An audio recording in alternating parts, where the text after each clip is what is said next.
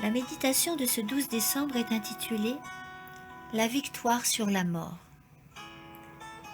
Lorsque ce corps corruptible aura revêtu l'incorruptibilité et que ce corps mortel aura revêtu l'immortalité, alors s'accomplira la parole qui est écrite.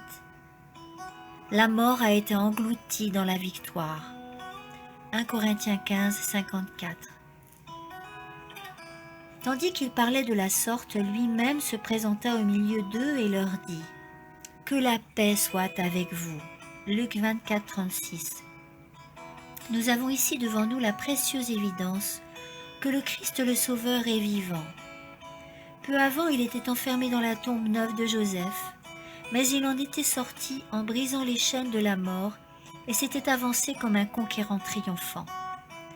L'ange de Dieu dit « Il est ressuscité ». Merveilleux témoignage, l'espérance du monde. Le Christ est ressuscité et leur Sauveur était un Sauveur ressuscité. Le Christ avait obtenu la victoire et bien que l'homme eût failli et ait été condamné à la mort, il pouvait maintenant revivre. Les morts en Christ seront rappelés de leur prison mortuaire à une glorieuse immortalité. Il est ressuscité, chers amis, et au plus profond de notre découragement, sachant que Jésus est à nos côtés pour nous donner la paix. Ellen White déclare « Je sais de quoi je parle et je reçois et je revois le temps où je pensais que les vagues allaient me submerger. C'est alors que j'ai senti la précieuse présence de mon doux Sauveur. Quand mon fils aîné me fut enlevé, j'ai souffert de la profondeur de ma douleur.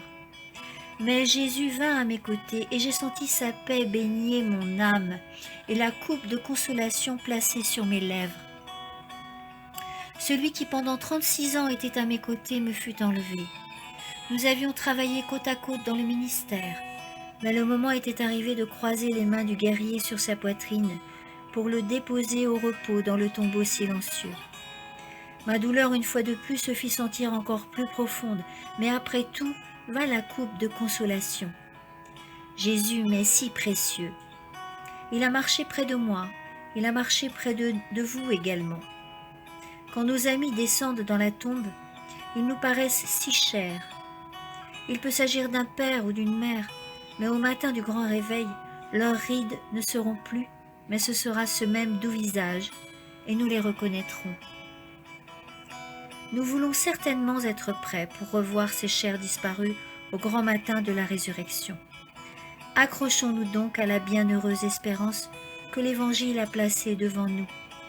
L'espérance que nous serons comme il est, car nous le verrons tel qu'il est. Amen.